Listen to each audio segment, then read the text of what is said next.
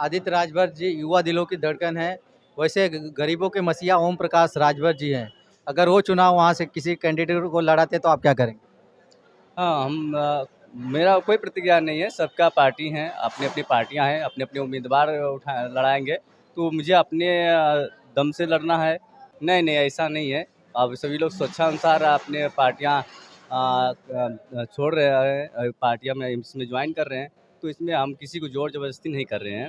सब लोग अपने इच्छानुसार ही पार्टी में जॉइन कर रहे हैं। जैसे आपने कहा कि नेता जुमलेबाज होते हैं, आप भी तो एक नेता बन रहे हैं, तो आप ये आप पे भी तो लागू होता है।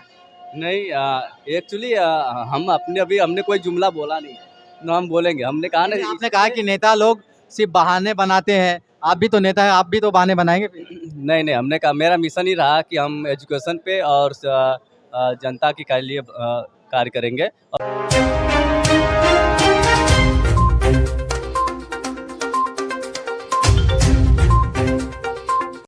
नमस्कार, स्वागत है राजभर एक्सप्रेस में। इस समय भाईंदर में है और हमारे साथ है भारतीय भैरव सेना पार्टी के युवा प्रमुख महासचिव प्रदीप राजभर जी हैं।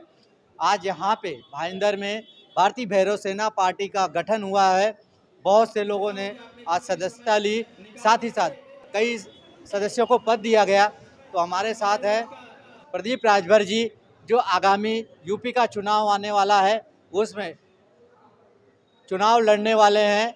आदित्य राजभर जी युवा दिलों की धड़कन है, तो ज़्यादा देखा गया है कि उनकी पार्टी से युवा लोग जुड़ रहे हैं और एक युवा विधानसभा का चुनाव लड़ने की तैयारी कर रहा है। प्रदीप राजभर जी हैं, तो आइए जानते हैं यहाँ पे महाराष्ट्र में कैसे आगे पार्टी को बढ़ाया जाएगा और चुनाव की कितनी तैयारियां हैं। तो सबसे पहले स्वागत है हमारे चैनल में। सबसे पहले मैं राजभर एक्सप्रेस को बहुत-बहुत धन्यवाद दूँगा।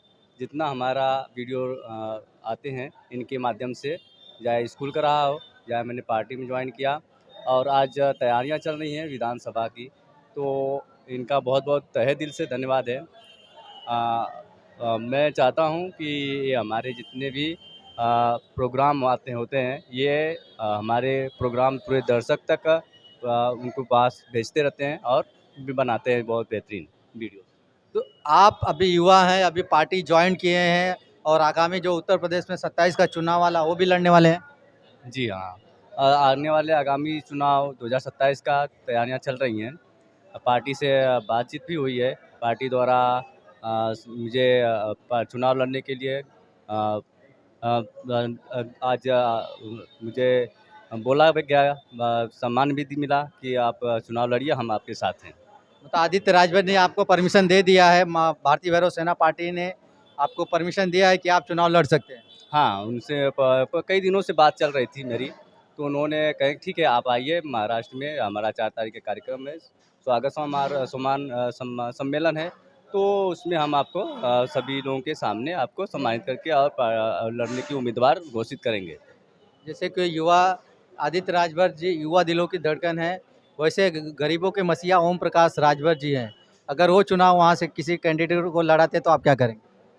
हाँ, मेरा कोई प्रतिक्रिया नहीं है, सबका पार्टी हैं, अपनी-अपनी पार्टियाँ हैं, अपने-अपने उम्मीदवार लड़ाएँगे, तो मुझे अपने दम से लड़ना है और अपनी नीति और जो हमारी सोच है कि हम शिक्षा को मिशन देंगे, ये आने वाले युवाओं को रोज़गार और शिक्षा पे प्रबल देंगे। कहा जाता है कि भारतीय भैरव सेना पार्टी पर आरोप लग रहा है कि दूसरी पार्टियों के पदाधिकारी को तोड़ के अपने पार्टी में शामिल कर रहे हैं। नहीं, नहीं, ऐसा नहीं है। अब सभी लोग स्वेच्छानुसार अपने पार्टियाँ छोड़ रहे हैं, पार्टियाँ में इसमें जॉइन कर रहे हैं, तो इसमें हम किसी को ज़ोर-ज़बरदस्ती नहीं कर रहे हैं। सब लोग अपने इच्छानुसार ही पार्टी में जॉइन कर रहे हैं। तो भैरव सेना पार्टी किसी को तोड़ नहीं रही है। नहीं, नहीं, कोई तोड़ नहीं रहे, हम किसी की ना बुराई करते हैं, नहीं कर रहे हैं। हमारे अध्यक्ष जी ऐसे हैं कि उन्हें किसी के बारे में कुछ बोल रहे हैं, नहीं बुराई कर रहे हैं।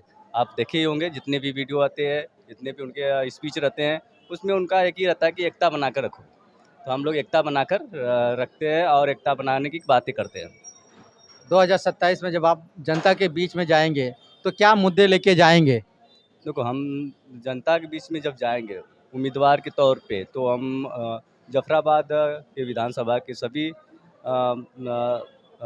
जो हमारे कार्यकर्ता होंगे और जो हमारे उम्मीदवार जो हमारे वहाँ की जनता है उनके लिए हम तो पहले सबसे पहले शिक्षा पे कार्य करेंगे, क्योंकि हमने देखा है शिक्षा के पीछे बहुत से नेता हैं जो कुछ बोलते नहीं हैं। सिर्फ उनको अपनी चुनाव के लिए नई नई नीतियाँ लेके आते हैं, नए नए जुमले बोलते हैं। इन चीज़ों को हम कटाक्ष करते हैं। हम शिक्षा पे काम करेंगे और सबसे पहला सुधार तो लाएंगे कि हमारी जो वहाँ की जनता है, जो विधानसभा में जितनी हमारी जनता आएंगी उनके लिए हम पुलिस थाना हो या चौकी, पुलिस चौकी हो या थाना, उसमें एक सुविधा लाना चाहते हैं कि हमारी जितना भी जनता जब जाए उनको तो पहला एक सुविधा मिले कि उनको अच्छे से बैठने का और पानी पीने का सुविधा मिले, तब उनसे फिर पूछा जाए कि क्या प्रॉब्लम्स है। ये हम लाएंगे। जैसा आपने कहा कि नेता जुमलेबाज होते हैं, आप भी तो एक नेता बन रहे हैं, तो आप पे भी तो लागू होता है। नहीं, एक्चुअली हम अपने अभी हमने कोई जुमला बोला नहीं है, ना हम बोलेंगे। हमने कहा ना, आपने कहा कि नेता लोग सिर्फ बहाने बनाते हैं, आप भी तो नेता हैं, आप भी तो बहाने बनाएंगे फिर। नहीं नहीं, हमने कहा मेरा मिशन ही रहा कि हम एजुकेशन पे और जनता के लिए कार्य करेंगे। और जनता को पहला हमने मिशन बताया कि हम जो पुलिस थाना होगा या चौकी होगी उसमें जनता को पहला लाभ ये मिलेगा कि अगर वो जाते हैं थाने में या पुलिस चौकी में, उनको पहले सुविधाएं मिलेगी बैठने के लिए और पानी पीने के, उसके बाद उनके एफआईआर के बारे में सुना जाएगा और जांच किया जाएगा। ये तो आप जो कह रहे हैं सिर्फ कहने तक रहता है। अक्सर चुनाव जो जहाँ जाते हैं पुलिस चौकी में जो लोग जाते हैं, पानी तो छोड़ दीजिए, उनकी सुनवाई नहीं हो तो पानी कहाँ से पिलाया जाता है। वही तो हम बदलाव लाना चाहते हैं कि हम सुनवाई होगी, क्योंकि उनको पहले सम्मान मिलना चाहिए, पहला प्राथमिकता होगी उनके यहाँ। हम अगर विधानसभा में आते हैं जीत के, तो हम पहला यही करेंगे कि हम पुलिस थाना हो या चौकी, सब में पहले जो हमारी जो जनता है उसकी सुनवाई इस माध्यम से होनी चाहिए। तो क्या हम ऐसा क्या लेके फॉर्मूला लेके आने वाले हैं कि पुलिस जनता की सेवा करती है, लेकिन अक्सर देखा जाता है ऐसा होता नहीं। नहीं होगा ना, यही तो बदलाव है, यही तो बदलाव होगा कि ऐसे लोग। और हमने अपने जब हम जीतेंगे विधानसभा तो पूरा हम गांव में रहना चाहेंगे, पूरा रहकर कार्य करेंगे। और जितने उनकी शिक्षा से लेकर और मेडिकल कॉलेज हो, ये सब चाहे जो भी है उनको कमियां दिखती है, हम अपनी निधि योजना द्वारा उनको देने की समझेंगे, तो उनको देने की कार्य करेंगे। 2027 में चुनाव आपने फाइनल कर लिया, लड़ना है। हाँ, फाइनल कर लिए हैं हम कि हम 2027 में चुनाव लड़ेंगे। तो आपके प्रतिद्वंदी किसको मानेंगे? बीजेपी को मानेंगे, सुहेल तो भारतीय समाज पार्टी को मानेंगे, समाजवादी पार्टी को मानेंगे, या कांग्रेस को मानेंगे, या बहुजन समाज पार्टी को? ये वक्त बताएगा। चलिए, बहुत बहुत धन्यवाद। तो ये थे प्रदीप राजभर जो युवा प्रमुख महासचिव हैं। तो आगामी चुनाव जफराबाद से विधानसभा का चुनाव लड़ने वाले हैं। इनका मिशन है एजुकेशन पे बात करना, और उसके साथ साथ जो पुलिस चौकी में जनता की सुनवाई नहीं होती, वहाँ उनकी सुनी नहीं जाती, वहाँ पे पहले जनता पहुँचेगी, उनके लिए उनको पानी पिलाया जाए, उनको बैठाया जाए, उसके बाद एफआईआर लिखा जाए। अब देखना है कि युवा की सोच अब कहाँ तक कामयाब होते हैं। अब 2027 का चुनाव ही में फैसला होगा कि अगर जीतते हैं तो क्या वाकई बदलाव लाएंगे, या भी ये भी नेता के जैसे जुमलेबाजी करेंगे, क्योंकि इन्होंने ही कहा कि नेता बहाना बनाते हैं, ये भी नेता की कैटेगरी में आ गए हैं। नहीं, ये तो काम बोलेगा। चलिए, बहुत बहुत धन्यवाद।